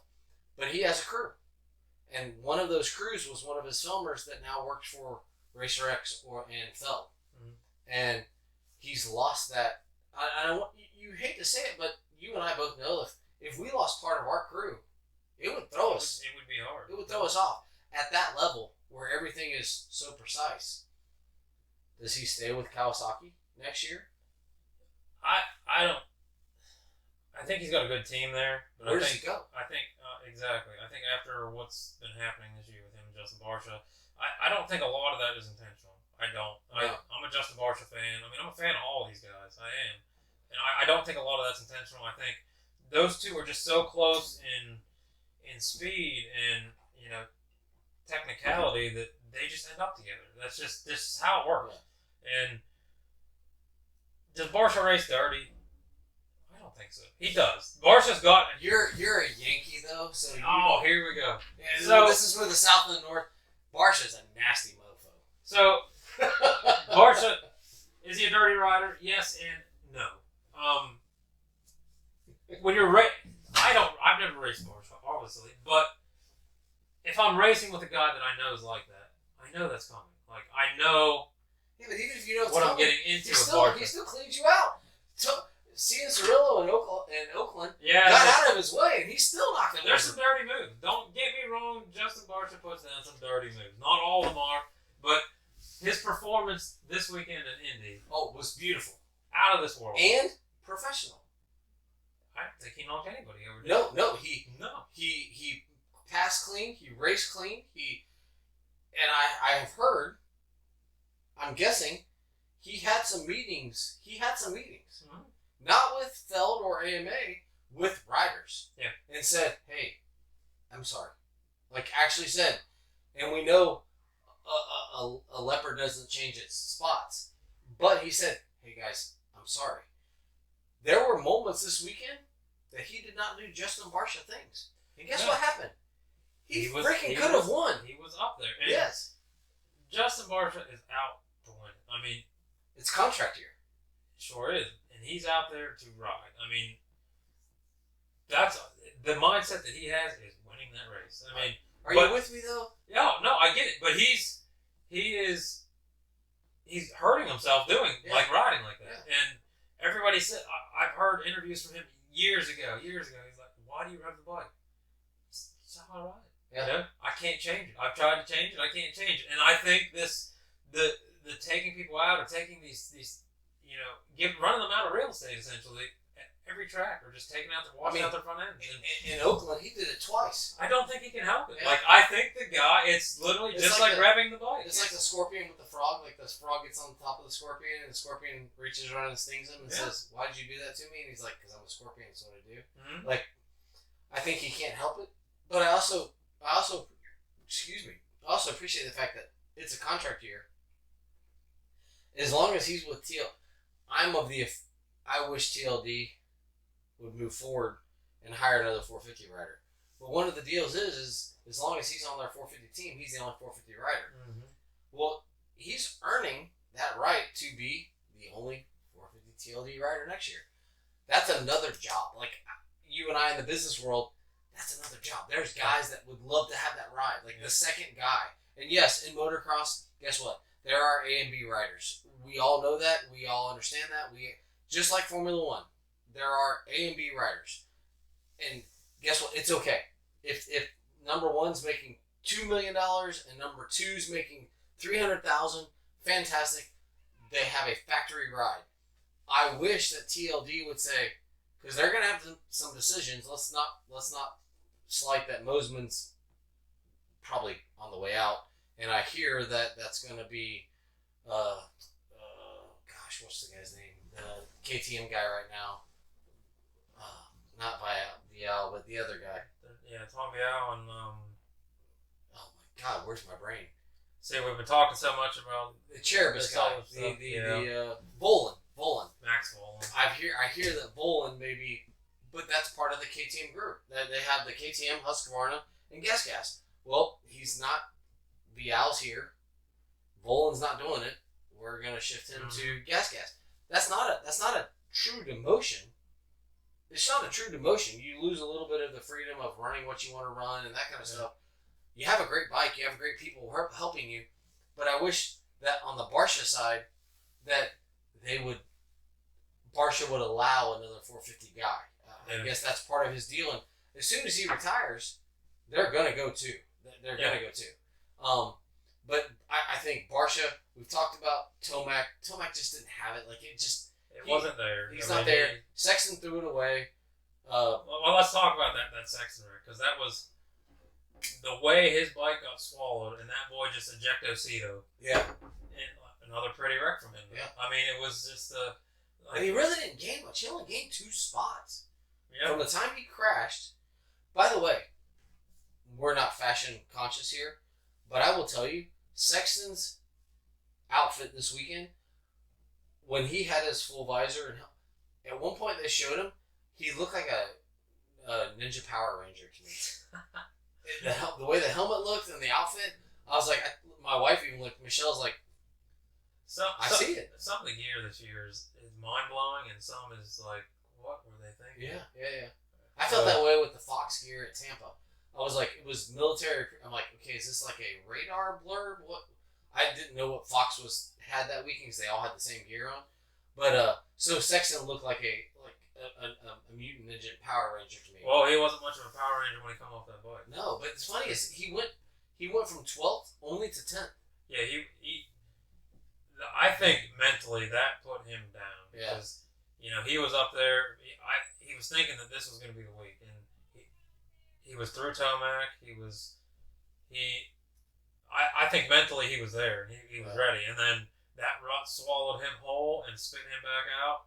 And I just think mentally that drained him right there because he's been struggling with this over and over and over again. Let's talk about Webb. Webb is Mr. Opportunity. Webb is Webb, and he is. I don't like. I say this. I only have one rider that I actually like, and that's Tomac. And I don't really have. I like all of the riders. I'm going to say this point blank. I like all of the riders. We watch all the riders. Yes, but I am a Tomac fan because for years he's just done his job. He's invisible, and he just does his job. There's no whining. There's no fussing. There's no nothing. It's just I'm here. I do my job. I go to Colorado, and I live my life. Webb, Roxon, Sexton, you name it, Barsha, all of Anderson. You listen to them, all of them whine about something. Yeah, it's a constant bicker. Something. At some point, and Tomac has just been like, I just didn't have it. I wasn't on it. And I am so I'm curious, like, when Tomac retires, who am I going to like? Because I like all of them. I watch all of it. I'm never not going to watch it. But who am I going to be like, this is my rider? And for me, it's going to be Jet Lawrence because he's kind of the same way. Jet Lawrence is a very hyped up kid. And he'll even tell you, I get too much press. Yeah. And there was I still remember, I don't remember specifically what race it was, when he got third. And they're like, why is the camera on me? It's a heat race and I got third place. Yeah. And that was the A2. And that brings you right into the perspective of Tomac. Like their minds are about the same. Yeah. I mean, he doesn't care about that press coverage. He just and if he doesn't have it, he doesn't have it. He'll tell you, I sucked. But back to Webb, he's the opportunist. He's always going to be there. He is a magician. I tell Michelle, like, I'm an old tennis guy. I am not a huge fan of Rafael Nadal. But damn it, that guy was a competitor. Webb has the ability to see what another rider's going to do. Yep. Webb he's got very special talent when it comes to that. Like he knows what that rider in front of him is going to do. He knows what that rider behind him is going to do.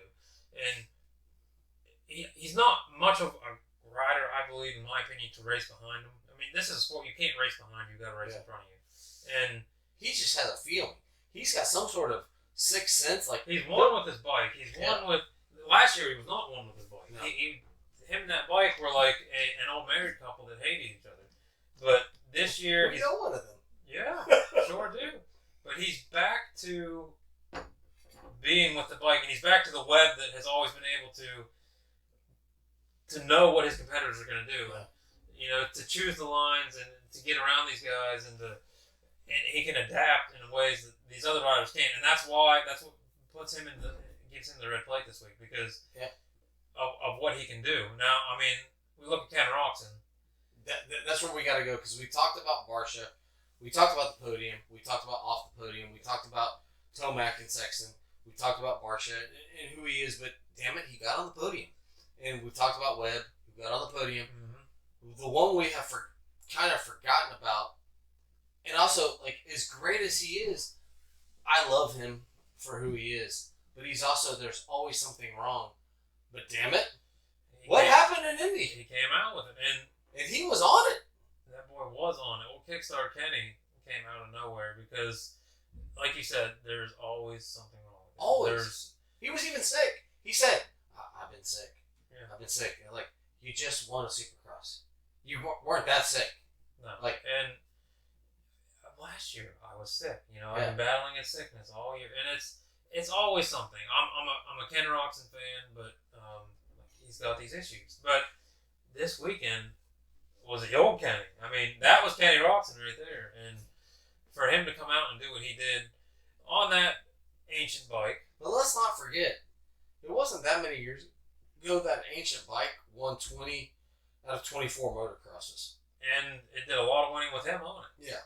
And I think that's what brought him back to that bike. Yeah, the kickstart's not going to slow you down. In that world. Yeah, it's not a big deal. I was even thinking in my Enduros, hair scrambles, I'd rather have the electric start. But in Enduros, dude, give me a Suzuki. Because if I crash, I'm not in a huge rush anyway. In this sport period, at that level, like you said, it's much different. But in this sport, if you crash, you don't have it anyway. You know what I mean? That takes it right out of you. Like, your adrenaline's gone, your rush is gone. Yeah. You don't want to get back up. I mean, you do it. You jump back on and you go. But for the rest of that race, you don't have it. I mean, in my opinion, you'll talk to a lot of these pros. They're the same way. It drains you. Mentally, physically. Picking up your bike is tiring. Yes, it is. And then to kick it on top of that. But that's the only... You're already drained, so that extra little kick sucks. But that little push start, it's not that much different. I guess Denny Stevenson has brought up, and I love his analysis. And for those of you who don't know, Denny Stevenson was a 125 champion. Also, he's one of the guys. If you've ever watched, not Terra Firma, Moto Triple, no, what was it? Oh my God, what was not Terra Firma? Oh. It's all right. We suck tonight. Some of the old motocross videos from the 90s, Denny Stevenson was on there. So he's back in the day. But he even said, he's like, since Suzuki has won, he said Kenny would never win on a Suzuki. Mm-hmm. And he has, and I appreciate it, being a person in the industry, he's like, hey, look, I was wrong. Now, I'm going to say, all of these companies, Honda, Kawasaki, Yamaha, and the KTM group, you've all wasted your money. because you just lost to a bike that hasn't improved itself since 2018. And all of you have spent money every single year improving your bike, and you just lost to a bike that hasn't improved itself since 2018. And I appreciate him saying I was wrong. I also, that's a pretty cold take. That's a cold take. And for you and I, as being, you ride a Kawasaki, I ride a Yamaha YZ250FX, so I ride the off-road version of the 250F. And dude, I do have a push button. And guess what? It is a beautiful thing. As an old man, there is nothing, well, mine's actually on this side, there is nothing like hitting that button and not having to kick. Yeah. But I thought about it this weekend. I'm like, dude, in the Enduro, I think I fell like 4 times this weekend. If I had a what are they called? RMZ 250. If I had an RMZ 250 and I had to kick it, I don't think it would have affected anything. No. I don't think I'd want to do it on a motocross track because you've lost. But in some of the aspects of off-road motorcycles, my buddy just sold a 450 RMZ. He bought it and sold it for more than he bought it for. Because the bike is freaking, for us, that RMZ is more than we're ever going to, all this BS that they put on bikes now, we don't need. No, I mean, you're talking these factory bikes that are $50,000 bikes. Yeah. I mean, we're never going to experience what one of those feel like. No. And all this hype about the kickstart, the cranked unchanged RMZ, that thing picks up and starts right away. And by the way, my buddy, we went to an Enduro. Actually, we went to before it shut down, 74 MX. We go there, we pull the bikes out of the trailer. I rode with my buddy. Pull the bikes out of the trailer. I'm hitting the button. He kicks his once. I'm still hitting the button. His cranked. Yeah. RMZ, YZ. I got a push button. His cranked before mine did. Yeah, exactly. And it's funny because they're sitting on a line at a Supercross. They're in a gate, 22 people. Once they crank them, their goal is that bike's not shutting off the rest of the race. Mm-hmm. So the technology, yes, it may be behind. The bigger story to me is HEP. Dustin Pipes was, in being a motocross fan, Derek can appreciate this. Dustin Pipes was a dude in a van 5 years ago chasing the Supercross dream. And now he runs a team. Not only does he have a Supercross outdoor team, he also has a World Supercross team. Mm-hmm. And he also has, let's not forget, Kenny's on a separate team because HEP is Twisted Tea and Suzuki. Kenny's on Progressive and X-Star, which is a Suzuki battery or something. Their tools or whatever. And then their World Supercross team, which is under Dustin Pipes something. It's completely different. So forget that Kenny won. The business side, the part that you and I are like, this dude started from zero, and now they just won a Supercross. Yeah. Supercross. They won a Supercross, and I will tell you, they're not getting all that help from Suzuki. No, but look at the emotion that went into that win. Like these guys have worked their living asses off to win one of these races. And, I mean, with the big crash from Brandon Hartranft this year, the practice crash, and what they've already been through this season, and then getting Ken Roxon was a big deal. But Ken Roxon, his big days were over. But to see this weekend was, and the way that he won it. I mean, that boy just went out there and rode it. Yeah, and nobody maintained it. Yeah, because Barsha was coming. But then Barsha got locked off. Like but the end of that race was just. I watched it in bed, and I was gripping my sheets. I was mind blown with that race through and through. That was probably the most exhilarating race this year. So talk to me a little about this, because coming from the motocross side, there's been a lot of talk this year about Chisholm, Kyle Chisholm, Florida boy. Mm-hmm. By the way, a real estate mogul. His wife owns a company that sells clothes for women. They buy and sell and flip houses. But Chisholm has been a massive privateer on Yamahas for many years. Mm-hmm. Shane McElrath was almost a 250 champion. He is the world WSX 250 champion right now. They're both on HEP, the proper Twisted Tea team. Yeah. People have been making fun of Chisholm and McElrath because neither one of them have been doing what they normally would do.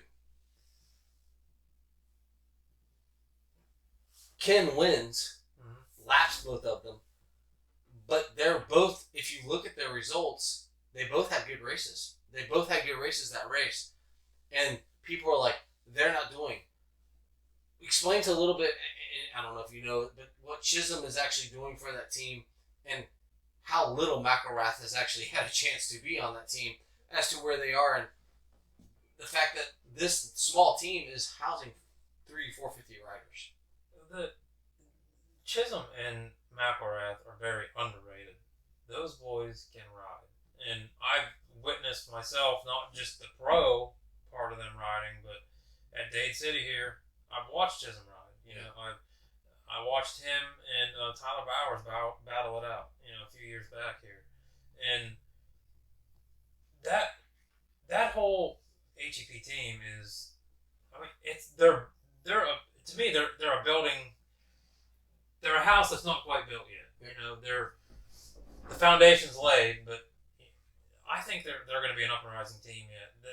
McElrath alone is a well-known rider. The boy can ride. I mean, there's no doubt about it. And how much time has he had on the bike? That's the thing. This kid is.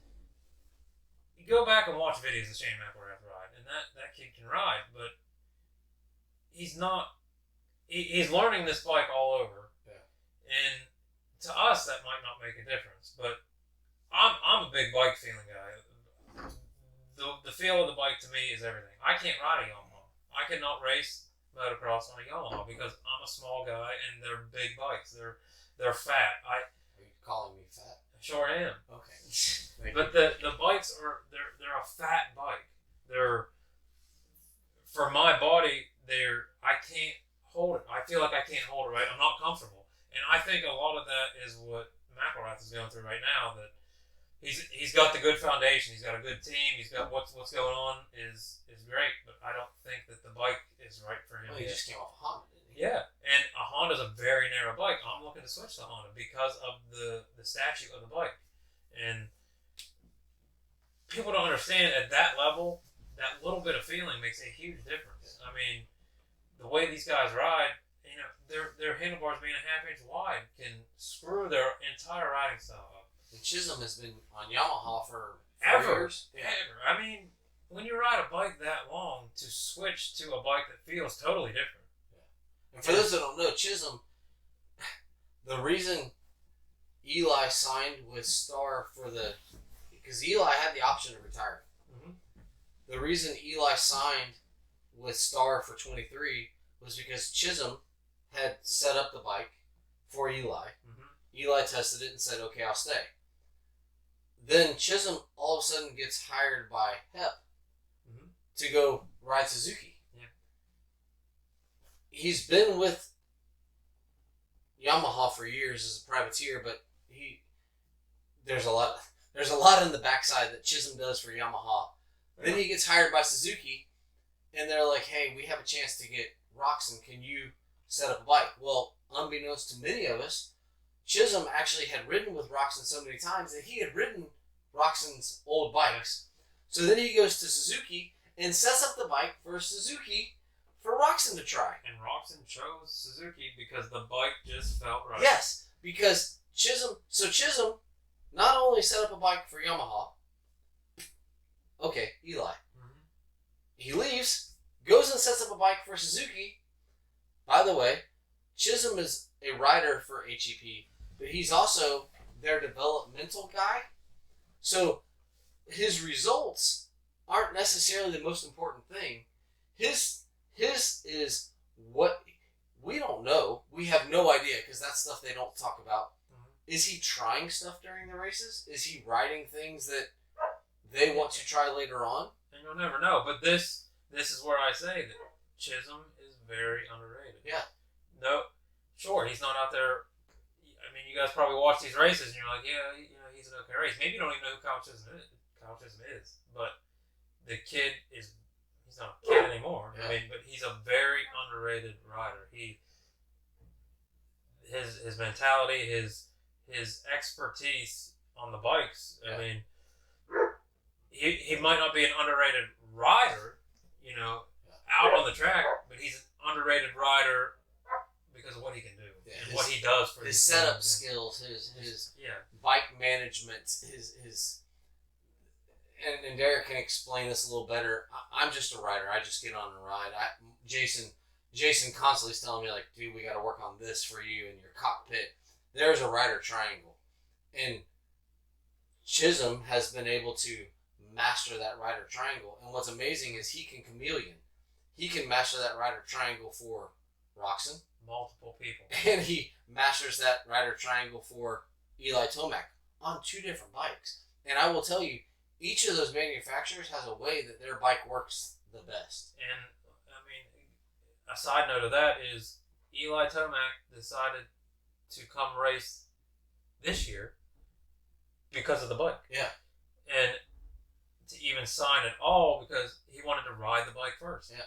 And look at the guy that's setting this bike up. I mean, that plays a huge, huge part in it. So those guys that are finishing 15th to 21st, 22nd, they don't suck. No. They also may be filling in roles for a team. Yeah. Chisholm's not long for this sport. He's been in it for so long. He's got a role in HEP after he retires. McElrath, Bogle, Colt Nichols, a lot of those guys, A-Ray, Kid Clayson, those guys are battling for those secondary spots that fill. But they're also freaking amazing riders. Mm-hmm. But anything else on Indy? I think we covered it all. Like we've been on such a tangent just about the business side of motocross. Yeah. I mean, that's like we said we were going to get into, but just overall, just an amazing race. It was awesome to see Roczen win it, and when so many people doubted him. I mean, so many people doubted it.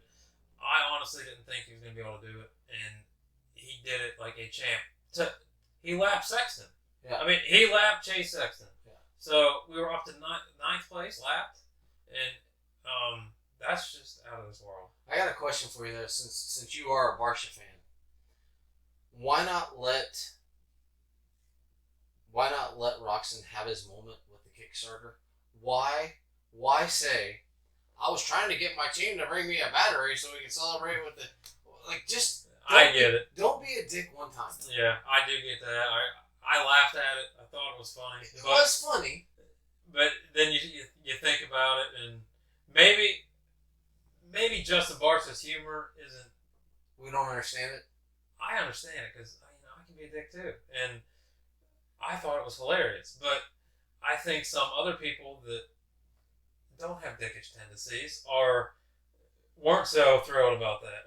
I think he was trying to, not just because I'm a fan of Justin Barcia or nothing. I think he was trying to encourage the Ken moment with that. I do. I think because Michelle, my wife, the reason I get to do this, we're watching the race and she's like, she's not a not Barcia fan. She's not a not Ken fan. Mm-hmm. She's kind of like, why not just let Ken have his moment? Why do you have to do that? And I'm like, it's Barcia. She's like, I understand, but that's another reason he's just a dick. And that's coming from my professional wife. Like, yeah. Who's a professional? She's just like, why? Like, just let it go. Like, yeah, it's fun. Is it fun?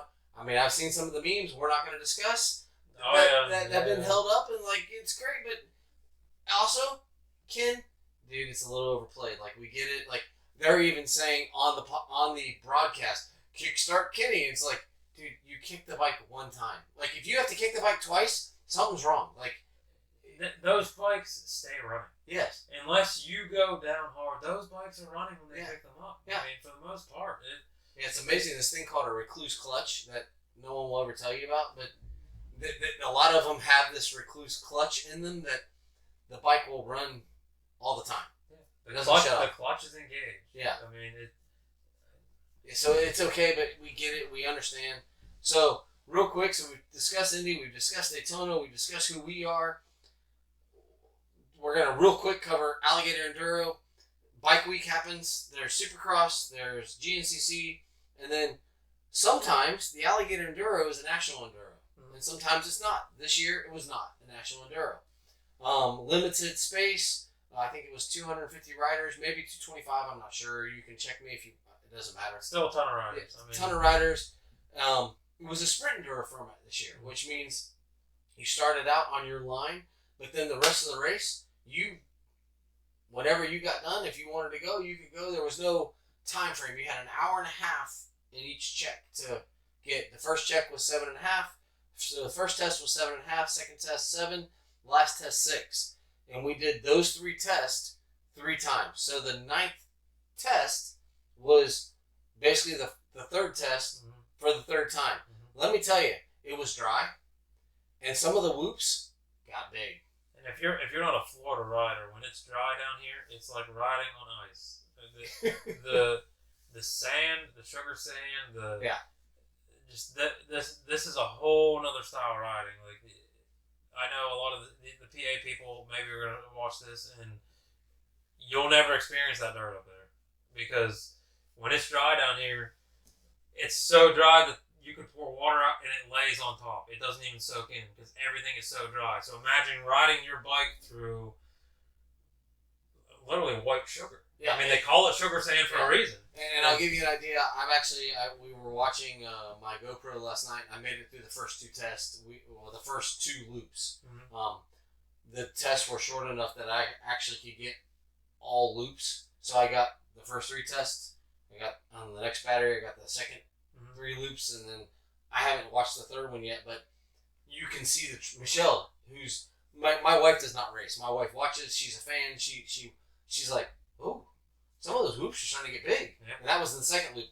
The 3rd loop, they're deep, and you're just surviving. But if you want to watch an average guy go through, you can go to our YouTube channel, basically Michelle and Trey Real Estate, something on YouTube. You can find it and you'll be able to see, like, we're going to try to break them up to 1 loop, 2 loop, 3 loop, and so that you can see the 3 loops, because the first loop, the track is, oh my God, it's like, whoo, this is fun. Like, Second loop, it's like, okay, this is cool. Like, there's a little bit, like, I actually doubled a couple loop sections, and I'm like, oh, this is neat.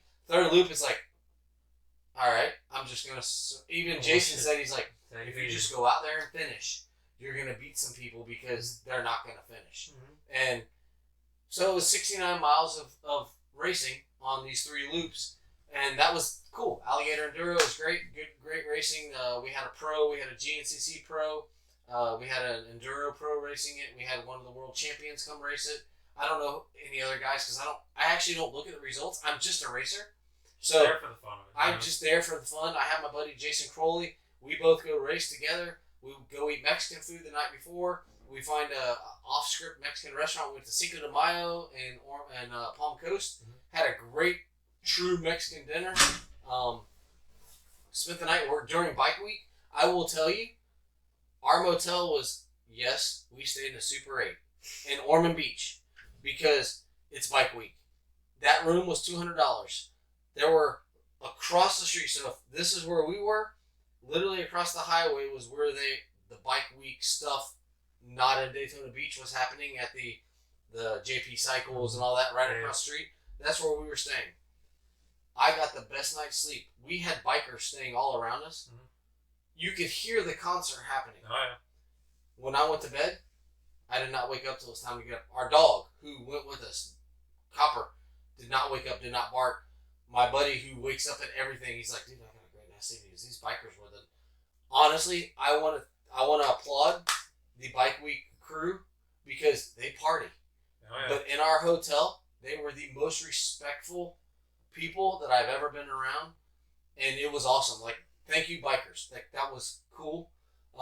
So bike week's Alligator Enduro is over. We haul ass back home.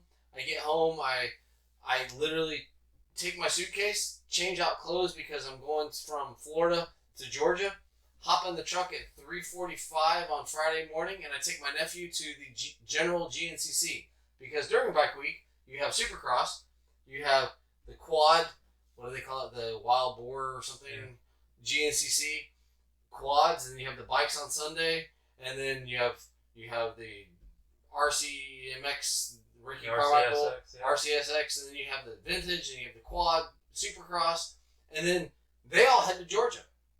And they have this at Iona Pass motocross track, which is next week they're having a Loretta Lynn's qualifier at this Iona Pass. Friday on the way up, it poured rain. Like my daughter was worried that her car in Tallahassee was getting hit with hail. We get up there about 1:30. It's not raining anymore. My nephew goes and takes his e-bike because he's got an mountain bike. Goes and rides the track. I'm like, hey, how's it? He comes back. His bike looks like it had been through like a mud bog. And he's like, oh, it looks good. And I'm like, okay, all right, cool, whatever. He goes out, races. We get there Saturday morning. Track is, now you have to understand, for GNCCs, there's 1,500, 2,000 riders for the weekend. I mean, it's crazy between quads and bikes. People will start coming in on Thursday. When we left on Saturday afternoon, there were guys coming in for the motorcycle race on Sunday, but there were already people there. Yep. Like, it's nonstop from Thursday through Sunday. It's nonstop. So he races on Saturday. He doesn't get the whole shot. And to be quite honest, the guy to the left jumped the start. I have it on video. The guy waves the flag. Before the guy waves the flag, the guy's taking off. But MJ gets on the utility quad, gets second, gets into the lead, and leads the first 3 laps. 50 seconds, almost a minute. I'm like, oh my God, I'm substitute manager role. I'm gonna get a win. I'm gonna get on the podium. I'm so pumped. And then I get a text that, hey, I'm on the phone with MJ. He's broken down at mile marker 5.5. And I'm like, what? Yeah, he broke a tie rod. Literally, this kid, all he wanted to do was prove that he wasn't just a Florida sand rider and win in something besides Florida. So we go to Georgia. He's leading the race. He didn't hit anything. He didn't these utility quads. If you've seen a utility quad, you know they're a beast. They're just animals. It sounds like a small block Chevy. When they crank it up, it sounds like a small block Chevy. They're animals. And somehow we don't know if it's a timeout issue. We don't know if inadvertently he hit something. But the tie rod was still in the tie rod post, but the tie rod broke. Snapped off. So he went to turn left. The left tire went right, and the right tire went left, and it looked like he was snow plowing at a kid's snow skiing picture. So he didn't finish. He was 4.5 miles from winning the race. So guess what? This is the cool thing of racing. It sucks sometimes, but he gets towed back. Literally gets towed back to the pits by, they jack him up, they tow him in. We have to get him into the trailer. We're talking. We're shooting the breeze. We get in the truck and we load up the trailer and we cruise back home. 8 hours, and we come home. And now it's like, okay, he resets. He's got 3 weeks till the next GNCC. He's gonna go work the FTR races. There's an FTR race this weekend in Dade City. Great track, by the way. If you're in Florida and you want to go do a great race, FTR is hosting an FTR race in Dade City on Bellamy Brothers Road. I'm going to Sebring for the IMSA race. I have a couple weeks off of my racing. You might go to Dade City. We have a Dade City local series race this and those are the things. Those are the things we want to cover. We want to cover, like, I'm going to be at IMSA, which is cars, but can I meet with some people that are involved in cars? How does that logistics work for them? What do they do? What is it like to race the amateur series? My nephew's off. He's going to go work a race, so can I get a report from him on what it's like to not race? What's it like to work a race?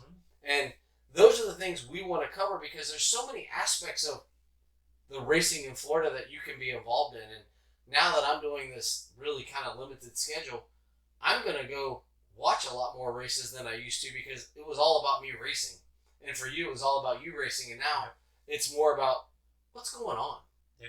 And that's where we are now. So there's FTR, there's motocross, there's the GNCC, there's enduros. But really for Florida, if we're really serious, it's FTR for the hare scrambles and there's multiple series in the motocross. So when it comes to the FTR side, that's going to be my coverage. When it comes to the motocross, that's going to be Derek's coverage. But guess what? I'm going to go to the motocross stuff. Oh yeah. And we're going to try to start meeting people. And if you know anybody that we can talk to, we'd love to talk to them. Like, we're not opposed to like embarrassing ourselves, or we're new to this, but we love it. Like, we love the sport and we want to cover it. And we just want to, we're very fortunate. We have the ability. I think I'm very fortunate. I'm in an industry that allows me to travel. And I think you're in the same boat, is we can go do this stuff and still live life. Yeah. So, Derek, I want you to wrap it up for us, and then we'll say goodbye. So this podcast here was a little bit long. Like, we had a lot we wanted to cover. There was a lot went on these last couple of weeks, and this thing's been building for months now. We've been talking about this, and but this past week there's just a lot of big races that we had to cover. Regardless of what's going on, like Trey said, we want to cover.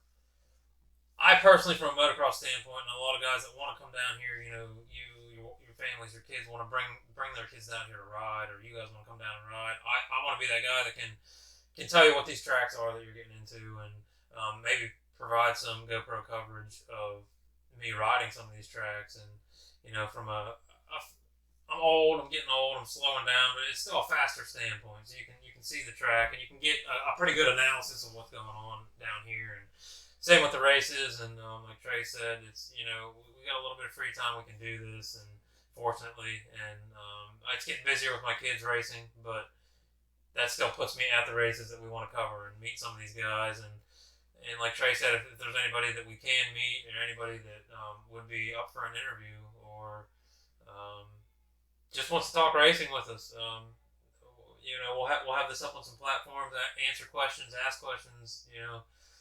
We're here. We want to have fun with this. We hope everybody starts following us. Give us a like, shout out, and we'll see where it goes from here. Yeah, and to finalize stuff, we shot this on my iPhone tonight, but we actually have some podcast equipment that we actually have real podcast equipment that we're gonna start working on. It's a work in progress. And we're gonna do it on my phone for YouTube, but we're also I actually have a PodBean platform that I pay for, and we're gonna dump the audio on the PodBean, so it'll be on iTunes, and it'll be under Beyond the Curve, and on the YouTube it'll be on Beyond the Curve motocross section of Michelle and Trey. Because even though we're in real estate, and Derek is one of our true handymen, but also an investor in real estate, this is what we enjoy. I will tell you right now, my wife and I love what we do, but it's our job. It's not our passion. And we want to cover what other people do for fun. And next week will be a little shorter, because we're only going to cover, Detroit.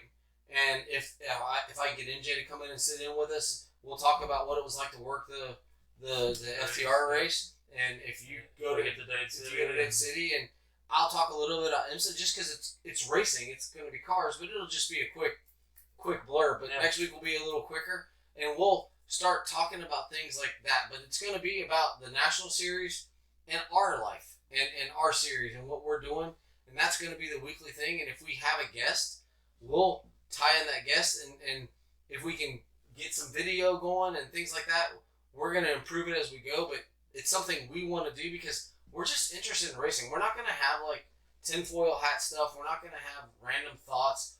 We're going to talk about the things we see as the racers we are and as the fans we are. Yeah, just the pure passion for the sport. Yeah. I mean, there's no really other way to describe it. It's just something we're very passionate about. The racing, the business part of the racing, the watching other people ride, us riding. I mean, it's just there's not a lot of coverage on what we're talking about. There's other podcasts that review the races, but nothing talks about the local races around here, and gives a real spotlight on our amateurs, because a lot of these amateurs are what you're going to be seeing on TV someday. I mean, and I would love, and not to interrupt Derek, but I would love to.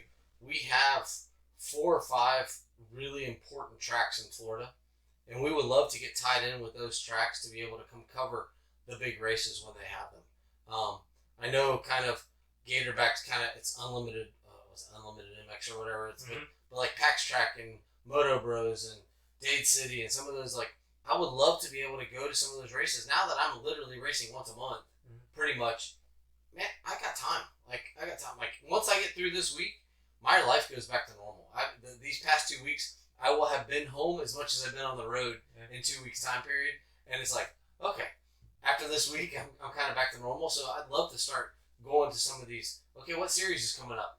And as long as I'm in town, then I'll go watch. Even if I just watch practice, we can start pinpointing.